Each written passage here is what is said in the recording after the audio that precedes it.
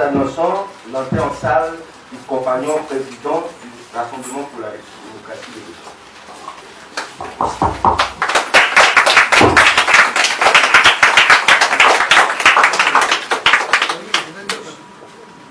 Bonjour, asseyez-vous, asseyez-vous.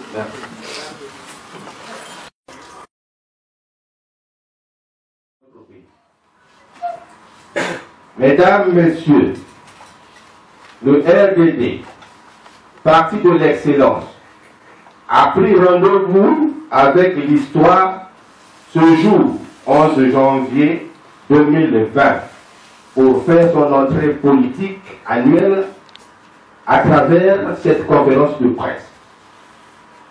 Mesdames et Messieurs, la cérémonie de ce jour va se dérouler sur 2 moments. Au premier moment, nous avons le mot du président et en deuxième temps, nous aurons cette série de questions-réponses avec nos amis de la presse. Sans plus tarder, je voudrais humblement inviter le compagnon vice-président du Parti de l'excellence de bien vouloir prendre la parole pour son mot de circonstance. Je vous remercie. Vous veuillez m'excuser, il y aura un troisième moment qui aura lieu en dehors de la salle, c'est le cocktail. Je vous remercie. Mesdames et messieurs, parce que je ne sais pas si on m'entend. Vous m'entendez? Oui.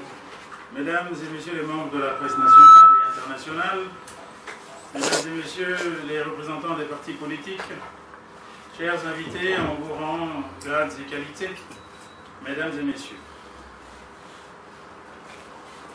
nous vous remercions de votre chaleureuse présence et avant de commencer notre propos, nous faisons le devoir de vous transmettre au nom de notre parti, le Rassemblement pour la démocratie et le développement, nos voeux les meilleurs. Une bonne et heureuse année, que la santé et encore la santé sans laquelle nous ne pouvons rien faire. La prospérité qui rime souvent avec bonheur soit au rendez-vous durant toute cette année nouvelle. Nous avons également une pensée pieuse pour toutes les personnes chères qui nous ont quittés l'année dernière. Mesdames et messieurs, chers invités, nous voulons aussi dire d'emblée que la rencontre de ce jour s'inscrit dans une démarche profondément républicaine. Sachez que nous portons, nous les politiques, portons dans le débat public des orientations différentes. Mais nous avons en commun, essayez d'éteindre vos téléphones s'il vous plaît, à moins que ce soit les gens du PCT qui viennent pour écouter ma... C'était qu'une plaisanterie. Bref, je disais donc, sachant que nous portons dans le débat public des orientations différentes, mais nous avons en commun la République du Congo, notre mère patrie, que cela soit entendu. Le RDD, animé par l'amour du travail bien fait, soucieux des valeurs de rigueur et de quête perpétuelle d'excellence, est porteur d'une responsabilité particulière devant ses militants et souhaite porter une vraie espérance et tracer un vrai chemin pour les Congolais alors que la situation économique et sociale de notre pays demeure très préoccupante après la dernière décennie qui l'a encore affaibli. Et comment? Des milliers de chômeurs supplémentaires, des étudiants aux abois, des retraités maltraités sans pension, des fonctionnaires désespérés sans perspective, une dette qui a augmenté de centaines de milliards de francs CFA, une partie de notre territoire laissée à l'abandon et fragilisée par les récentes inondations suite à des pluies diluviennes successives, et comme par ironie du sort, les quelques réalisations, joyaux du système actuel, sont en train de s'effondrer un à un aux grandes dames du peuple congolais, résigné, impuissant et incapable de demander des comptes à ceux à qui la République a commis l'erreur de confier ses travaux. Des populations abandonnées à elles-mêmes, car l'État est toujours aux abonnés absents, faute de moyens. Lesquels moyens dilapidés par les mauvais gestionnaires de la chose publique depuis plusieurs décennies. Le président de la République avait donc raison de stigmatiser les antivaleurs. En effet, plus de 23 ans de monopole du pouvoir par un système politique dans un pays quel qu'il soit est une preuve que la démocratie est confisquée. Et cette confiscation est patente au regard de la gouvernance électorale installée dans notre pays. Dans cet élan de responsabilité, l'appel du 18 juin 2019 intitulé « Appel du RDD au rassemblement de tous les partis de l'opposition congolaise pour faire gagner le Congo en 2021 » répond à la demande d'unité de l'opposition maintes fois exprimée par le peuple congolais afin de favoriser l'alternance politique dans notre pays. Ce cri du peuple qui agonise, semble-t-il, n'a pas été audible ou n'a simplement pas été pris au sérieux. C'est irresponsable. Et pourtant, notre devoir est de le servir en répondant à ces profondes réclamations. Aujourd'hui, nous réitérons cet appel. Nous appelons tous les opposants politiques congolais à se rassembler. Nous nous adressons également à tous les mouvements progressistes, aux activistes et aux vrais opposants de la diaspora pour mutualiser nos visions et toutes nos énergies afin de favoriser l'alternance politique dans notre pays. Mais avant d'en arriver là, c'est-à-dire avant de discuter avec le pouvoir, ce qui semble être le besoin de tous les opposants, il faut d'abord, à notre humble avis, qu'en ce début d'année, nous soyons capables de nous unir pour l'organisation des États généraux de l'opposition. C'est notre responsabilité, c'est notre devoir et peut-être notre honneur aussi. Le bon sens commande que l'opposition prenne le temps de se remettre en question. Ce préalable dialogue des États généraux de l'opposition est le seul défi qui se présente à notre intelligence collective. Sommes-nous, oui ou non, capables de nous asseoir, de débattre autour des questions cardinales qui pèsent sur le futur de l'opposition, d'abord, et ensuite emmener cette problématique au niveau national. Il ne peut y avoir d'alternance, justement, sans passer par la case dialogue inclusif, qui nous obligerait à régler le problème de la gouvernance électorale si essentielle. Il est plus que temps, pour les dirigeants politiques que nous sommes, de prendre nos responsabilités. Il faut apprendre de nos erreurs, il faut apprendre de nos blessures. Mettons de côté nos égos et divergences, afin de donner satisfaction aux besoins du peuple. Le vrai changement. Un changement civilisé dans la paix et l'intelligence de l'alternance. C'est une simple exigence démocratique. C'est pourquoi le RDD invite les plateformes politiques et sensibilités diverses, les vraies oppositions nationales et celles de la diaspora, la société civile, les forces progressistes et les activistes qui s'opposent au système actuel de dictature à s'unir pour dire ensemble non à la pérennisation de la dictature érigée en système de malgouvernance. Ce n'est pas le Congo. Ce combat est certes difficile, mais pas impossible si nous sommes unis. La dictature est inadmissible en démocratie. C'est un délit. La justice devra s'en saisir car elle est devenue une incitation à la mauvaise gouvernance, fléau de notre économie, prédateur de nos vies, et cela doit cesser. Le peuple réclame l'alternance politique. Nous sommes tous concernés. Il vous souviendra que l'opposition, soucieuse de voir s'organiser des élections véritablement libres et transparentes, a plusieurs fois fait des propositions pour permettre de régler la question de la gouvernance électorale afin de nous épargner des contestations et des troubles à l'issue des prochaines élections de 2021. Malheureusement, le pouvoir en place, ayant un agenda préétabli, a donné une fin de non-recevoir fort de leur méthode et arsenal. Tout est fin prêt pour voler au peuple une fois de plus la vérité des urnes. Si ce n'est pas vrai, nous ne demandons pas mieux. Unissons-nous donc pour l'organisation des États généraux de l'opposition en vue, entre autres, de la désignation d'un candidat unique issu de cette opposition plurielle réunie. Montrons que nous sommes capables parce que notre peuple nous attend là. La réussite de l'unité de l'opposition souhaitée par une large majorité de Congolaises et de Congolais écartera tout risque de dispersion des voix. A contrario, la multiplicité des candidats aujourd'hui ne sera qu'une dissémination des forces qui ne nous conduira qu'à donner l'avantage à ce système. La réussite de l'unité de l'opposition, souhaitée par tout le peuple, écartera tout risque de défaite face à ce pouvoir qui n'en finit plus de durer sans résultat efficace. Le Rassemblement pour la démocratie et le développement, RDD en sigle, notre parti, précise, pour ceux qui en douteraient, qu'il est résolument dans l'opposition et soutiendra le candidat, quel qu'il soit, qui sera élu suite à la concertation intramoureuse de l'opposition pour garantir l'alternance politique tant attendue. En effet, ne nous trompons pas de combat, car notre adversaire commun, c'est ce système inique d'un autre âge qui a plongé le pays dans la misère totale et qui n'a plus rien à proposer aux Congolais.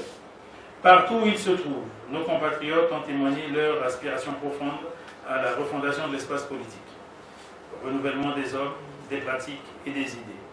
Le RDD ne peut être que sensible à cela. Nous crions haut et très fort que le changement ne doit plus attendre et ne peut pas se faire sans une candidature unique. Le RDD ne peut en aucun cas jouer les donneurs de leçons à tous les braves acteurs politiques de l'opposition à qui nous rendons aujourd'hui un hommage mérité pour leur courage et leur persévérance face à ce système. Mais il est triste d'assister au spectacle auquel se livre l'opposition congolaise ces temps derniers. C'est handicapant. Ressaisissons-nous vite. Oui, ressaisissons-nous. Et analysons de façon pragmatique la situation politique actuelle du côté de l'opposition responsable. Force donc est de constater, loin des petits calculs politiciens, qu'aucune élection présidentielle crédible ne pourra se faire tant que la question de la gouvernance électorale n'est pas claire. Soyons vigilants. Il est clair que la période des élections présidentielles arrive à grands pas, puisque l'actualité nous montre à suffisance que les marchandages et les débauchages des esprits politiques faibles a déjà commencé dans les coulisses. Veillons. Notre parti refuse de penser que l'opposition congolaise, dans sa diversité, se résume à ces quelques individus attirés par l'appât du gain facile qui consiste à s'inviter au buffet de la honte pendant que le peuple crève de faim. Faites attention au ver qui est dans le fruit, il rend malade. Un parti politique de la place a clôturé l'année 2019 via un congrès théâtral financé à coups de millions de francs CFA sans doute aux frais du contribuable congolais. Ceci prouve une fois de plus au peuple que la politique actuelle se résume à un déni de la misère des populations et à la préparation de la naissance d'un empire politico-familial. C'est indigne d'une démocratie, même jeune comme la nôtre. C'est pour cela que toutes les forces vives de la nation doivent travailler dans l'unité véritable pour éradiquer ce système d'essence dictatoriale et faire asseoir l'alternance politique tant désirée par le peuple congolais. Sauvons le Congo en stoppant l'hémorragie de la mauvaise gouvernance au sommet de l'État. La crise économique que traverse le Congo est symptomatique d'une mauvaise gestion interne, saupoudrée de corruption, clientélisme tribal, concupiscence et autres ingrédients additifs à la crise. Cette gestion calamiteuse a déjà détruit l'éducation de nos enfants, la justice sociale dans nos départements et a plongé délibérément notre système de santé dans un coma profond. C'est inadmissible. Peuple congolais, n'aie pas peur. Compagnons, n'ayons pas peur. La peur doit changer de camp. Gardons l'initiative. En face, ils sont déjà en ordre de bataille et menacent le peuple de retirer leur paix. Cette paix qu'ils nous servent à tout bout de champ avec une épée de Damoclès sur la tête. Soyons conscients que le problème, ce n'est pas la paix. Non, le peuple congolais est un peuple épris de paix. Il ne demande qu'à bien vivre. Le problème, c'est eux. C'est la dictature. Oui, le problème, c'est eux, les mauvais gestionnaires. Les députés absents, les maires, préfets et chefs du village résignés, et j'en passe. C'est le peuple congolais qui souffre à l'agonie. Compris comme ça, cela, ils ne peuvent plus jamais être la solution. Compris comme cela, ils ne peuvent plus jamais être la solution. Et ils ne peuvent plus jamais être dans la solution. La solution, c'est le peuple. Ce peuple, c'est à nous de le défendre. Soyons responsables. Mesdames et messieurs, chers invités, nous sommes adeptes de bons exemples et non de l'enfermement dans les vieilles pratiques. Nous redisons encore, rassemblons-nous pour organiser les états généraux de l'opposition. Et pourquoi pas préparer des primaires pour désigner notre candidat unique, un bel exemple pour renforcer notre jeune démocratie dans l'unité, le travail et le progrès. Tel est le credo de cet appel au rassemblement. Non à la dictature et ses effets induits. Vive l'alternance politique, vive la démocratie, vive le RDD, vive notre beau pays, le Congo. Je vous remercie pour votre aimable attention et reste à votre disposition pour répondre à d'éventuelles questions éclaircissantes. Encore une fois, je vous remercie.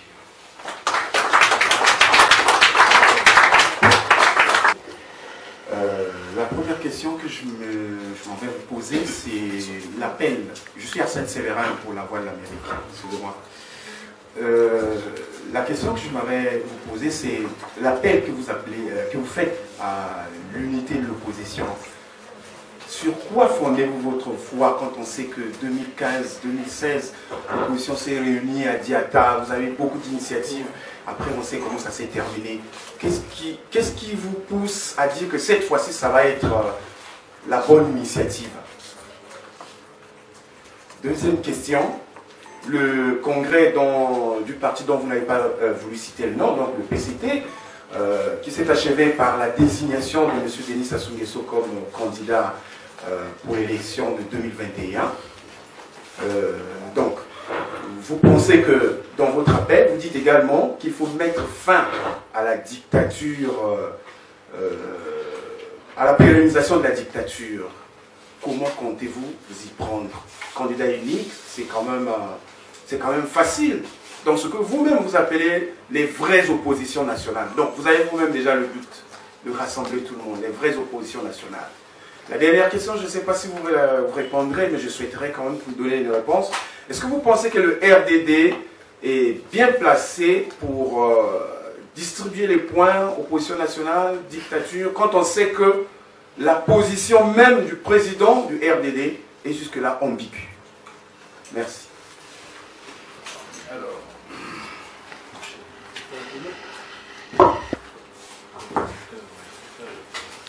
on va avancer. Donc, vous m'avez posé la question si d'abord,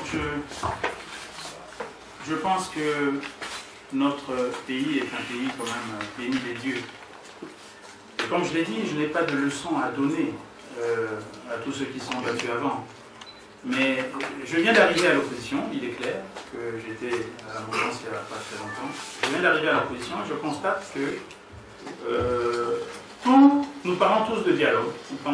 Ça veut dire qu'on est tous enclins à discuter avec le pouvoir, pour ne pas dire l'adversaire, mais c'est quand même justement regrettable de voir qu'entre nous, on n'arrive pas à se mettre d'accord, alors que, par exemple, la gouvernance électorale est au moins un point commun à notre lutte. J'ai vu aussi comment, à l'époque, je n'étais pas à l'opposition, mais j'ai vu l'opposition être face au non au changement de la Constitution. Et je pense que, mémoire de Congolais, je ne pense pas qu'il y ait eu une unité à ce niveau, au niveau de l'opposition. Après, ce qui s'est passé, bon, je n'étais pas là, maintenant on apprend certaines choses, mais je ne vais pas entrer dans les détails. Le but de l'opposition, c'est aujourd'hui de changer les choses dans ce pays. Et c'est possible. Moi j'y crois, je pense que c'est possible. Parce que si on enlève un peu nos égos, aujourd'hui, je pense qu'on peut changer les choses dans ce pays. Et la gouvernance électorale, qui est justement le problème principal, et ce sont les élections qui créent des troubles dans ce pays depuis 1959. Ce sont les élections qui créent des troubles dans ce pays. Et pour éviter d'arriver encore à des troubles, pour éviter d'arriver encore à des morts, je pense que le Congo n'en a plus besoin. Je demande l'unité, j'avais demandé à d'autres personnes, mes aînés, de le faire, je vois qu'ils ne le font pas. Et justement, à partir du moment où un parti de la place a justement fait son congrès et désigne le président de la République, qui est président de la République d'abord. Bon, je ne sais même pas si la Constitution l'autorise à être le président d'un parti, mais je pense qu'il faut réviser là-dedans déjà, il y a quand même un petit couac. Okay? Comme d'habitude, ils mettent toujours le président en avant. Donc tous ceux qui décident d'être candidats sont donc les ennemis du président. Je pense que c'est possible, mais comme tout le monde veut être président, ça va être un peu difficile. Mais il faut qu'on arrive à faire comprendre à tous les velléités. Il ne faut pas qu'on fasse comme ça s'est passé à l'élection présidentielle différente. C'est mon point de vue, je peux me tromper. Où il y avait 5 candidats qui se sont présentés, chacun a dit, bon, je travaille sur mon terrain et on va voir, ensuite il y en a un qui va... Aujourd'hui, je pense que s'il y a des candidats qui veulent, mais chacun travaille chez lui, sur son terrain, pour la seule personne qu'on aura désignée.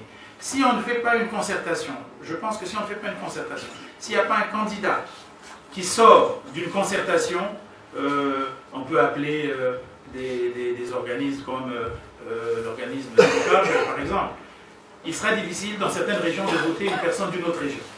Alors que si c'est la concertation qui fait que bon, on a désigné que c'est celui-là, eh bien écoutez, je pense qu'on a des chances. Je pense qu'on a des chances. Ce qui me désole, c'est qu'aujourd'hui, quand je discute avec plusieurs personnes, on me dit, Président, laissez tomber cette affaire-là, ça souhait là, il va rester là éternellement. Oui, il a envie de rester éternellement. Mais nous, notre rôle, c'est de l'empêcher et de rester là éternellement. C'est ça le but de la manœuvre. Voyez-vous ? Donc, je pense que c'est possible. Je suis arrivé, je n'ai aucun problème avec les différentes oppositions. Je n'ai aucun problème personnellement. Donc, s'il y en a qui ont des divergences, moi, j'ai choisi l'opposition constitutionnelle, si vous voulez. J'ai choisi l'opposition constitutionnelle parce que, bon, je sais très bien que cette opposition, nous pouvons faire un certain nombre de choses. Les autres, bon, on n'a pas discuté, il y en a qui n'ont pas voulu me recevoir à l'époque. Je pense que si on fédère, on peut. On a pu le faire une fois, et c'est justement quand je dis la dictature, c'est pas un mot violent, mais la dictature est justement qu'aujourd'hui, plus personne n'a envie de se battre. Se battre, ça ne veut pas dire aller prendre des armes. Plus personne ne croit que c'est possible de changer les choses. N'oubliez pas une chose, je vais juste rappeler que ici, il y a eu une alternance politique où il n'y a pas eu de mort et il n'y a pas eu de coup de feu. Maintenant, pour ce que vous dites par rapport au président du Rassemblement pour la démocratie et le développement, je voudrais que vous puissiez préciser où trouvez-vous l'ambiguïté à partir du moment où le parti du président Jacques Yombi est dans l'opposition. Maintenant, vous aimez mélanger tout. Le président Yombi Opango est un ancien chef d'État. Même si certains ne le reconnaissent pas, c'est un ancien chef d'État. Et un ancien chef d'État a des droits. Alors, évidemment, il y en a qui doutent parce qu'ils estiment qu'il ne devait plus rien avoir, mais c'est la loi, il a des droits. Donc, dès qu'il a des droits, et dès que l'État lui donne un certain privilège, on dit c'est parce que l'autre c'est son frère. Bon. Et alors, il a des droits. Comme aujourd'hui, le président Pascal Lissouba aussi a des droits, c'est parce que son état de santé ne lui permet pas de bouger. Donc, dire l'ambiguïté, je peux vous dire une chose, comme je l'ai dit. Aujourd'hui, le RDD, sous ma direction, je suis le vice-président, le président du parti et encore Jacques Yombi Opango, il n'est pas mort. Et si nous avons décidé d'aller à l'opposition, nous allons donc donner nos raisons, je ne vais pas revenir là-dessus, et nous ne plaisantons pas, nous ne sommes pas non plus un faire-valoir dans l'opposition. Nous sommes résolument dans l'opposition, et je ne sais pas, qu'est-ce que vous trouvez? Je suis Thibaut, oui, de Dépêche Journaliste. D'accord. Je vais vous poser deux questions. La première est celle-ci. Vous avez parlé du congrès du ordinaire du PCT qui vient d'élire un natif de Rwanda comme secrétaire général. Est-ce que cela ne doit pas porter préjudice au RDD dans son fief Rwanda? Et la deuxième question porte sur le gouvernement est en train d'initier des consultations en vue du dialogue national. Et quelle est la position du RDD pour ce dialogue? Un dieu politique est désormais celui qui va conduire le PCT. Mais honnêtement, nous avions cru que ce monsieur qui a eu une fin de carrière brillante au sein de la banque aurait pu rester là-bas, revenir dans les nègreries politiciennes du système de pouvoir.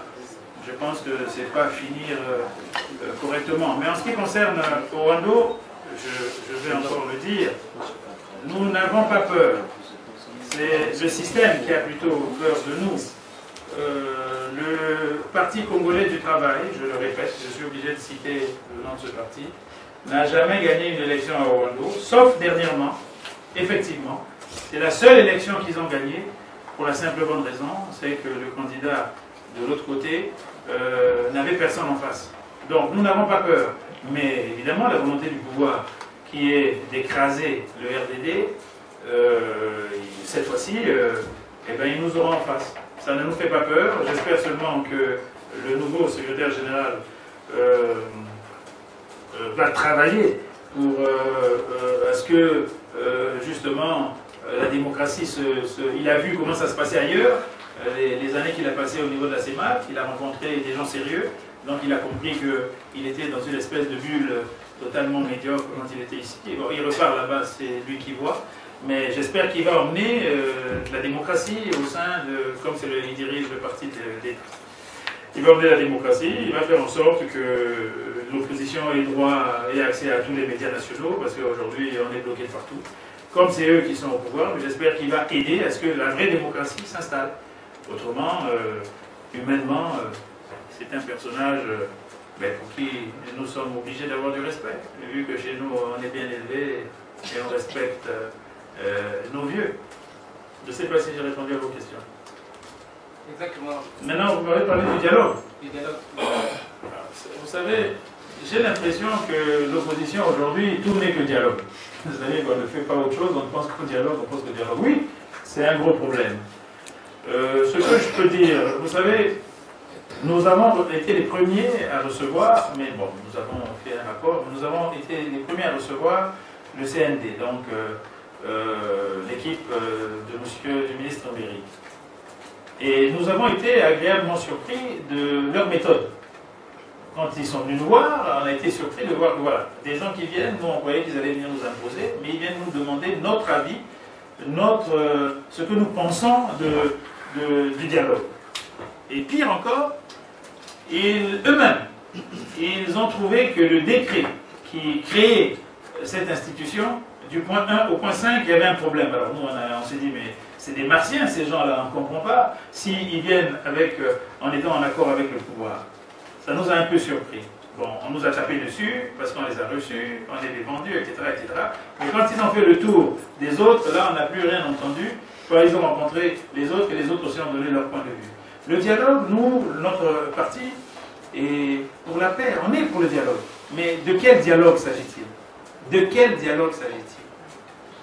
Vous savez, il est difficile de discuter avec un pouvoir qui est dirigé par des gens qui pensent que Dieu est leur employé. C'est difficile, hein? Ce n'est pas que quand on dit que le Congo est béni des dieux, eux, ils pensent que le Congo est béni des dieux parce qu'ils ont donné l'ordre à Dieu de bénir le Congo. C'est difficile de discuter avec des gens qui sont arrivés à ce niveau de plénitude, qui pensent qu'ils ont le droit de faire tout ce qu'ils veulent. Le dialogue est un passage obligé pour la paix. Le dialogue est un passage obligé pour la paix. Et nous devons nous battre pour que le dialogue se fasse. Mais quel dialogue? Quand on dialogue, on est deux. Il faudrait qu'on arrive à faire en sorte qu'il y ait le pouvoir en face et l'opposition de l'autre côté. Et qu'on discute, qu'on mette les choses à plat. D'abord, nous, on va aller step by step, c'est-à-dire on va aller étape par étape. Si on peut déjà s'asseoir pour discuter rien que de la gouvernance électorale, rien que la gouvernance électorale. Après, le reste, je pense que ça pourra suivre, parce que je pense que le problème qui se pose, c'est la gouvernance électorale. Parce que s'il y a une bonne gouvernance électorale, effectivement, ça pourrait poser des problèmes à des gens qui ne sont pas sûrs d'eux. Vous vouliez que l'opposition, en fait, les oppositions s'unissent pour qu'il y ait un candidat désigné selon vous, de préférence à la faveur d'une primaire. Je ne voudrais pas dire tel qu'elle a dit mon confrère Arsène Séverin, le roi de la mairie, mais je voudrais quand même savoir sur quoi fondez-vous réellement vos espoirs. Ensuite, et que devra faire l'opposition, que feriez les oppositions, au cas où votre proposition n'est pas acceptée par les autres, c'est-à-dire si l'unité perdue à arriver comme les oppositions font toujours depuis des années, et qu'on arrive au niveau des échéances où certains peut-être vont quand même aller malgré les critiques formulées, que fera le RDD en ce moment-là? Est-ce qu'il va partir ou il va refuser de partir? J'ai envie de dire, est-ce que dans ces conditions de non-concordance, de non-consensus sur un candidat unique des oppositions, le RDD sera-t-il obligé de désigner son candidat à la présidentielle au cas où il participerait à cette élection? J'en ai terminé, Monsieur le Président. Et croire, c'est le peuple congolais. Le peuple congolais qui est dans la misère, le peuple congolais qui, en fait, en a strictement marre de ce système, le peuple congolais qui veut le changement. C'est ça qui me donne de l'espoir. Et au moins, le peuple congolais, lui, ne nous trompe pas. Donc, et fort de cela, j'ai sillonné un peu le pays, j'ai quand même vu les souffrances des Congolais, j'ai vu les difficultés que les Congolais ont à l'intérieur, et un peuple qui souffre comme ça, ça ne peut pas durer éternellement. Ça ne peut pas durer éternellement. En ce qui concerne le RDD, je dis, si l'appel n'est pas entendu, je vais vous dire honnêtement que je ne vais pas me fâcher, je trouverais simplement dommage. Parce qu'aujourd'hui, il est quand même assez paradoxal de voir la réponse du peuple en 2015 face au changement de la Constitution. Et en 2016 face à l'élection présidentielle. Le président a été mal élu. Bon, je ne peux pas dire qu'il n'a pas été élu, parce qu'à l'époque j'étais avec lui, donc ce serait malhonnête. Donc je dis, le président a été mal élu. Mais on ne peut pas descendre si bas. Le peuple a une idée figée sur ce pouvoir, et faire en sorte qu'aujourd'hui, comme par hasard, et c'est ça le danger, c'est pour ça que je lance l'appel. C'est pour ça que je lance l'appel. Le président, le pouvoir, depuis le changement de la Constitution, pour la première fois, le pouvoir peut gagner sans même utiliser leur fameuse machine dont ils sont fondamentalement fiers, la machine à tricher, parce que nous ne sommes pas sérieux, c'est-à-dire nous, l'opposition. Aujourd'hui, et ils sont conscients de cela, c'est pour ça qu'ils ne peuvent pas repousser.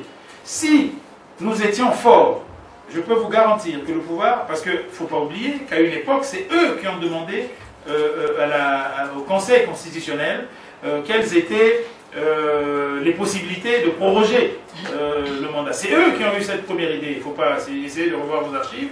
Alors, c'est parce que nous sommes faibles. C'est pas que le pouvoir est fort, c'est nous qui sommes faibles. Alors, si nous étions forts, ne vous inquiétez pas, hein, eux ils savent négocier quand ils sont en position de faiblesse. Ils savent négocier quand ils sont en position de faiblesse. Et au cas où le RDD, au cas où ça ne marche pas, vous savez, je ne peux pas décider. Nous sommes un parti organisé. Nous espérons pouvoir organiser le congrès du parti pour les 30 ans du parti à la fin de l'année. À ce moment-là, c'est le parti qui décidera. C'est le parti qui décidera. Mais je peux vous garantir que pour être président de la République, il ne faut pas avoir inventé le fil à couper le beurre. Donc il y a plusieurs compétences au sein de l'opposition et même dans les populations qui peuvent gérer ce pays. Et nous soutiendrons celui qui viendra de nos rangs. De reporter l'élection présidentielle de 2021. Comment appréciez-vous cela? Merci. Vous n'êtes vraiment pas pour la paix des ménages, hein, monsieur. Hein? Mais bon, je vais quand même répondre. Vous savez, nous avons... mais vous me posez une question, mais j'aurais aimé que vous ajoutiez dessus aussi que je donne l'avis sur deux autres personnes qui ont parlé. Effectivement, quand on entend cela, et ce que je trouve assez surprenant, c'est que ceux qui ont, sur les réseaux, qui ont critiqué le fait que le président, le premier secrétaire du PADS, mais il a parlé en tant que responsable de l'opposition politique congolaise, a dit qu'il fallait proroger le mandat du président, alors ça a créé les mois, il est anticonstitutionnel, etc., etc. Mais tous ceux qui ont critiqué qu'il était anticonstitutionnel sont ceux qui ont généralement refusé cette constitution. Donc c'est assez paradoxal. Maintenant, je dirais que, effectivement, ça peut surprendre, mais quand vous analysez les choses froidement, quel est le but de la manœuvre? Le but de la manœuvre, il ne faut pas avoir peur de le dire, c'est d'arriver au pouvoir. Et pour arriver au pouvoir, il faut qu'on pousse un dehors. Donc, si on dit 2 ans de plus, le RDD l'aurait sans doute dit différemment, mais le chef de l'opposition l'a dit, et nous sommes donc solidaires. 2 ans de plus, ça veut dire, évidemment, ce n'est qu'une proposition, nous savons bien que ce n'est qu'une proposition. Mais vous savez, cet état de choses, même au sein du pouvoir, il y a des gens qui pensent comme ça aussi.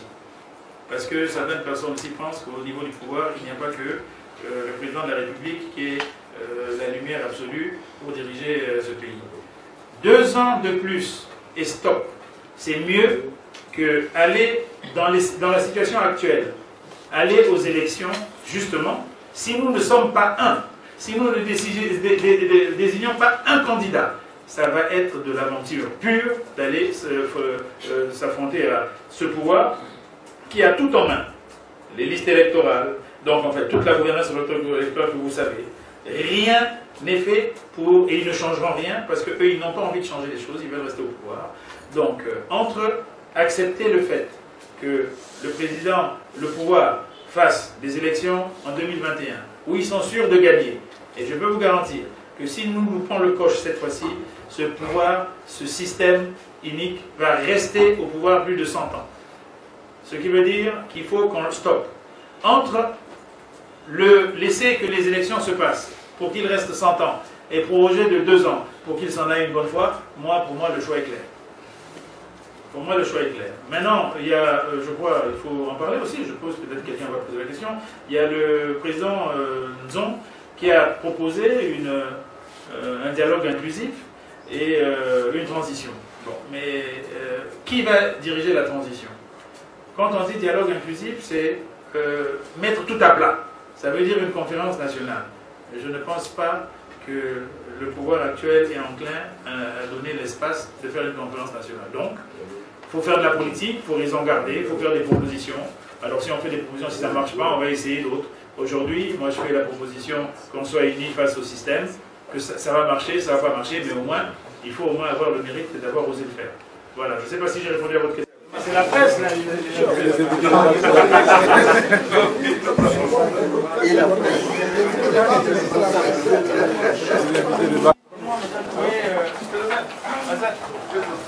y en a là-bas. Allez, tiens. Ah oui, parce que c'est l'avis du président.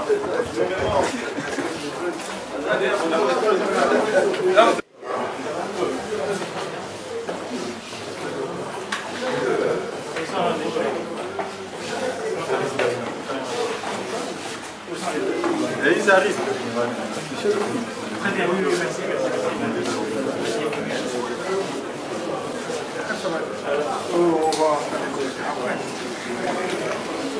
On va faire les commentaires après.